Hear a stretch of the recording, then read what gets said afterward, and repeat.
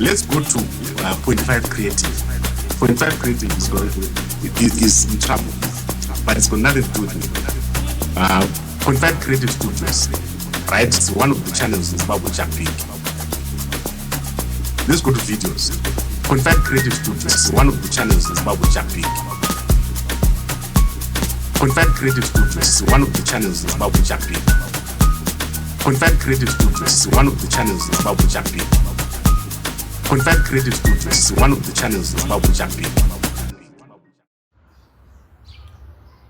Good afternoon, everyone.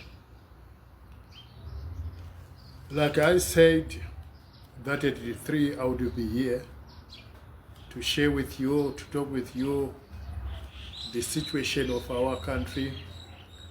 But before we look into the matter of our beautiful country, we'd like to look on what is happening on our neighbors, especially Zambia, because Zambia is actually a very close neighbor.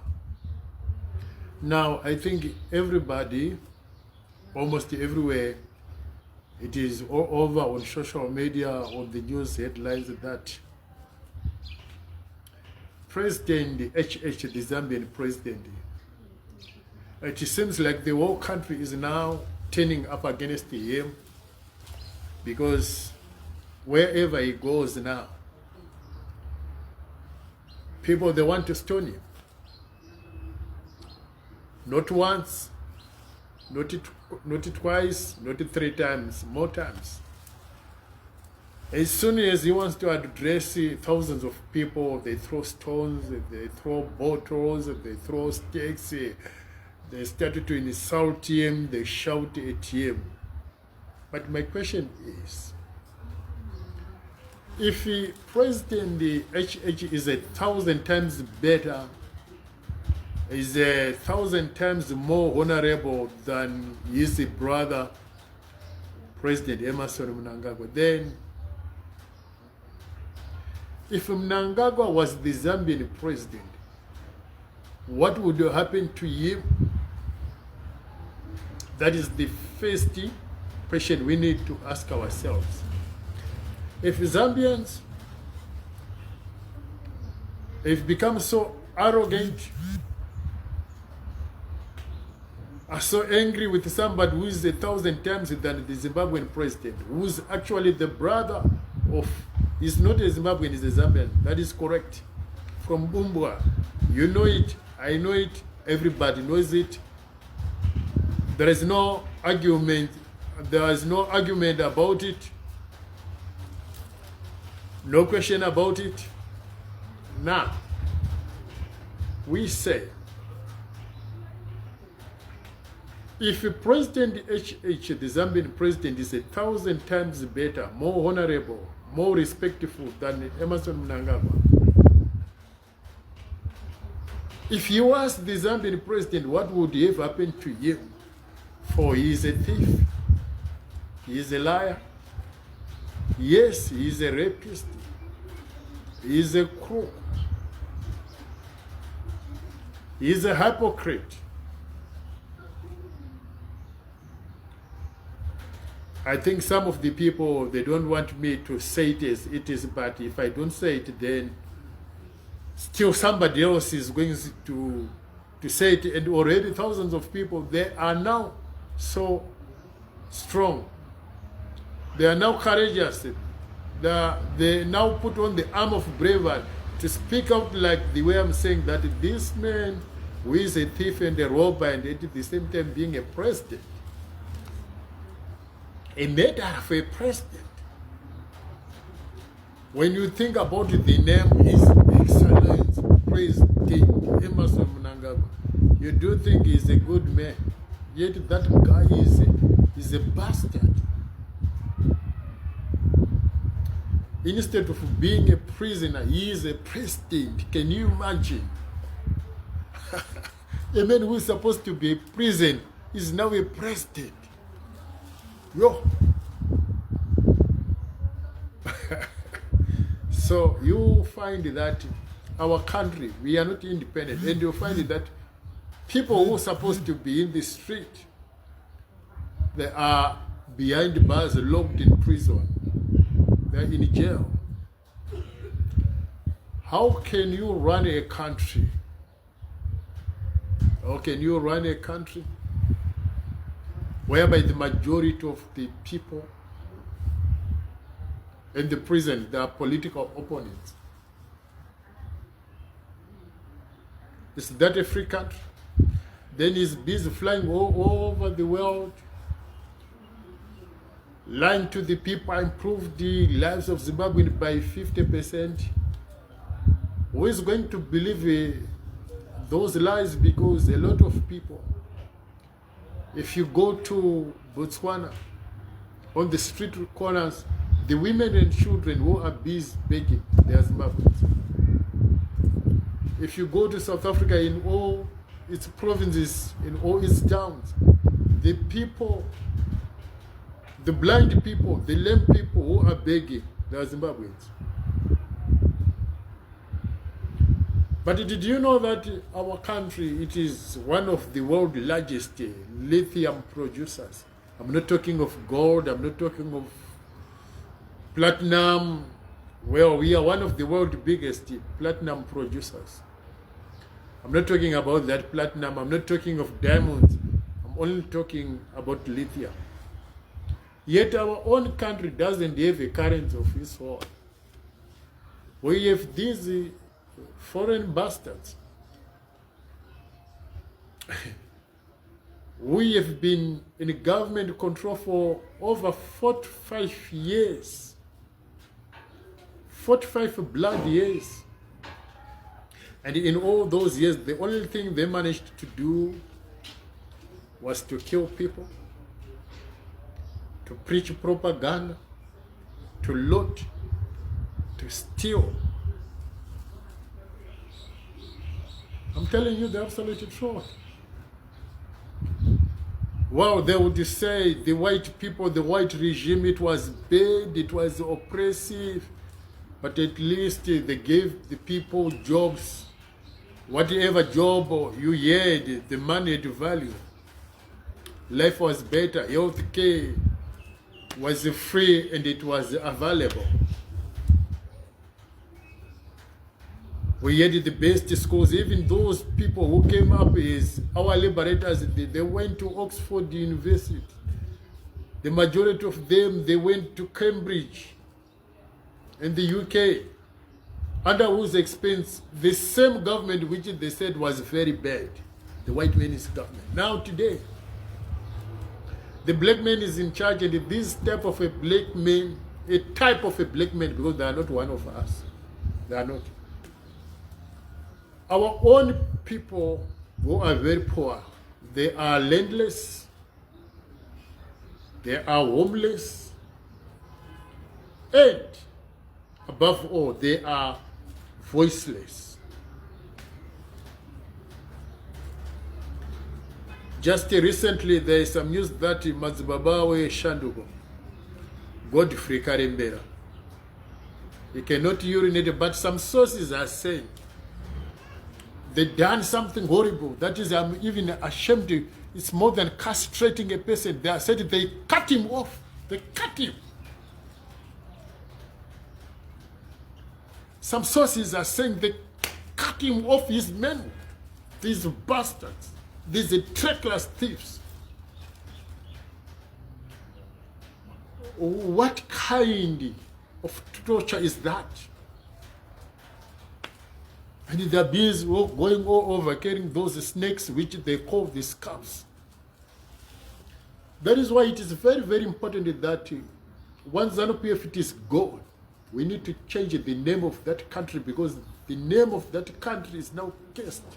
That is the first truth, the universal truth, the almighty truth, the irreversible truth, the way forward. We need to change the name of that country. I'm telling you. I'm telling you, we got to do something. We got to change the name of that country. Otherwise, our things will never go right. Wherever we go in this world, the name Zimbabwe is now cursed. We are cursed of the cursed. I'm telling you the truth. We need new leaders, younger leaders. But above all, we need to make sure that we ban ZANU-PF. Look what kind of a political party it is. Those people, they think the political party is more important than the country Zimbabwe. Of everything, they think ZANU-PF comes first. But there's something that I would like to tell the people all over the world which are watching me right now. Excuse me for my bad English because I'm not a learned person. Somebody who was born in the background of the country, in the deep rural areas. I don't have much education. I tried my best to have education, but I couldn't because of whatever it was, is you know. So I hope you excuse my bad English. I hope you do. Now, if you look at the infrastructure of the ZANU-PF, you'll be shocked. You'll find out that these guys, these communists, who sometimes think that they're Democrats, and if you ask how democratic they are, they'll tell you there are many thousand types of Democrats, of which they say they fall into their own category of Democrats.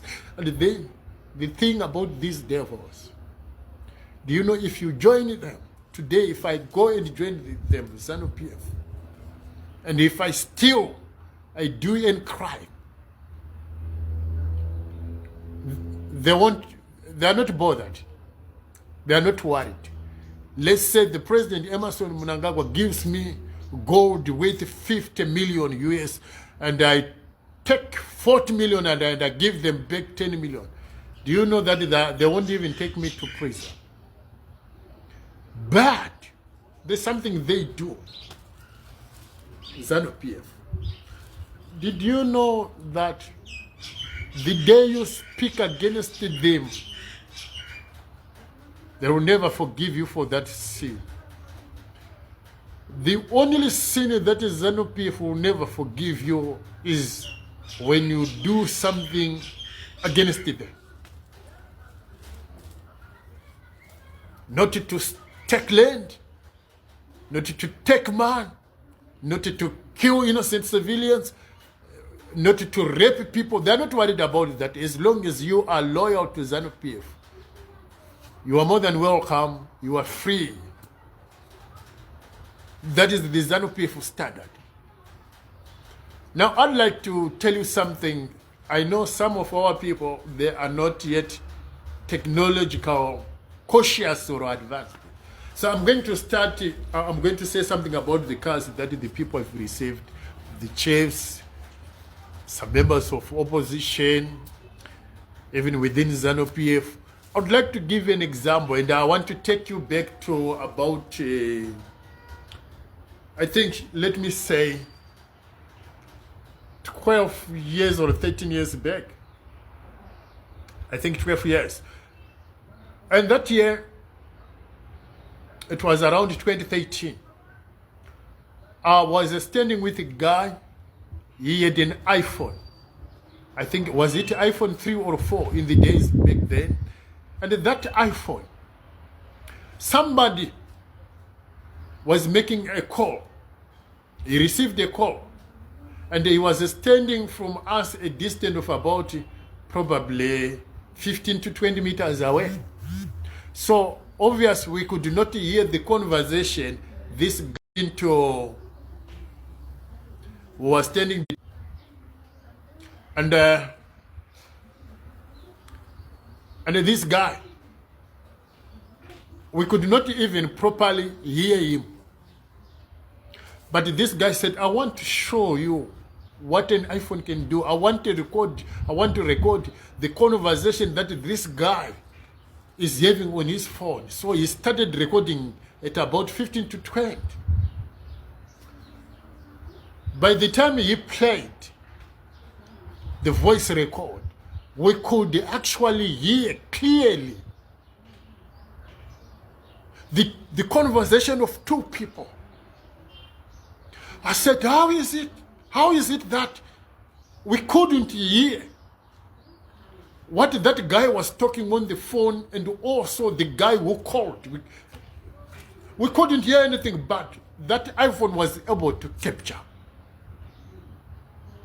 Now, to the people who received those cars, because technology is on an advanced state, I think most of you, they do agree with me that some cars, they've got a self-updating software. It has got a chip or like something like a SIM card that is in the built-in computer. So that if you bought that car from BMW or Mercedes-Benz or Mazda, those guys, they actually know what is happening to the car, and the car can transmit back the data, the information of everything that is happening in the car. Let's say the engine is overheating. Let's say you're doing rough braking. The car collects the data of whatever is happening, and it sends them to the original, the car makers, so that they've got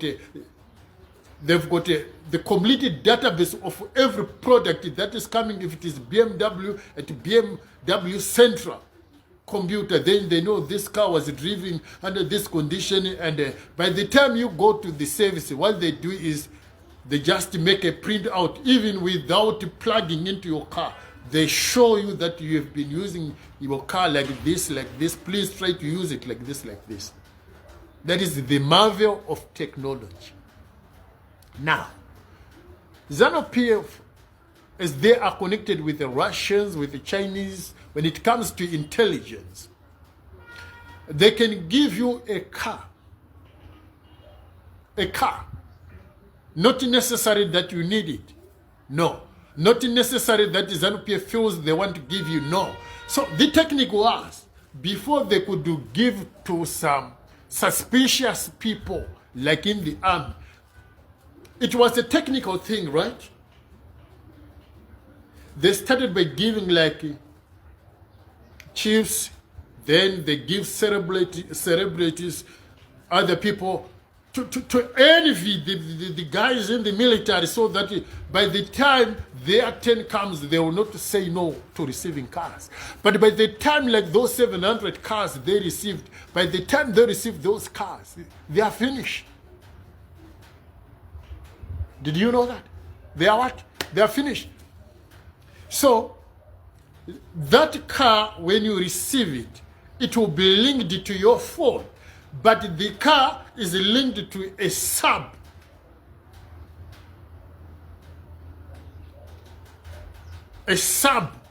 intelligence data office. Do you hear what I'm saying? As a truck driver, you can ask any truck driver. They'll tell you, sometimes we do fight with the controllers. They want to phone you. The boss want to phone you. Driver, what are you doing? Wake up. They want to load the truck. And then you switch off the phone. You lock the doors. You sleep in the cabin. You don't want anybody. Even if the boss fire you, you don't want to talk to him. You just want to rest. You want to sleep. Guess what? Then the boss will phone the controller. I mean, the guys at those guys who are working with the trekking trucks. And all of a sudden, the speakers and the truck, you hear them say, driver, why did you switch off your phone? Your boss is trying to call you. Go to the office, driver. And you just answer while you're sitting, okay, I'm tired, I don't want that. And they keep talking to you. To the point like you feel like you want to break the speakers to cut out the wires. Now, I'm telling you something about this type of what they're doing in the intelligence with this technology, modern day surveillance. It is called surveillance. So this is surveillance that ZANU-PF is using. When they give you a car, by the time you go to collect it, because they may give you a few hours or whatever, then they say, by the time you collect it, the papers are ready. They give you the papers, they give you the car. But they don't give you the information that the very car you have received, it is tracked by ZANU-PF intelligence. So, if a 2013 phone could record a conversation within a distance of up to 15 to 20 meters away, What more about modern technology when you park it in the garage? It means your conversation in the bedroom, in the office, anybody can hear it. So the moment you accept the car, drive it into your house, it's too late. It is too late. Whatever you can say outside that car, they can hear you. They can hear you. That is why Prophet Mnangagwa, that is why they were able to catch him. I told you that whatever you steal from ZANU-PF, they don't worry. They are not worried about it. They say we've got plenty, let them have it. The moment you turn against them, they will never forgive you. That is the true ZANU-PF that I know. That is the ZANU-PF that I know. That is the ZANU-PF we are dealing with. A few days back, I think you heard this opposition leader, you call him what? He's a lawyer, what? Oh, most of people may have forgotten that he received a brand new Mercedes Benz, he received a farm, Monzora. It is not you can ask, I think everybody knows. And all the other opposition leaders, some they received the 50,000, 20,000 cars, farms, etc. All those guys like BT, they got farms, they got cattle, they got everything. It is no exaggeration, right? All the opposition leaders, they received the farms. Is it a lie? Am I lying? Am I exaggerating? I'm not. So now, how do you trust somebody who wants to represent the majority of the people, but at the same time eating the same plate with the ZANU-PF? Do you remember back in the days when Tendai BT would go and represent the basket, the thief, the robber, after ZANU-PF wanted to send him to prison? The lawyers of opposition, those Tendai BT and the staff, they went to represent a thief. Instead of helping this, to help the state prosecute the thief to go to prison, they defended him. They defended him. Yes. So you'll find that most of the properties those guys have, you'll discover that the tenders they had during the government of national unity. Do you remember in the days then when they had about two-thirds of the majority in the government, and in those 5 years they remained quiet, they never made some constitutional amendments? Do you remember? In 5 complete years, two-thirds of the majority in the government, they never made some constitutional amendments. Do you know why? Do you know why? Do you know why?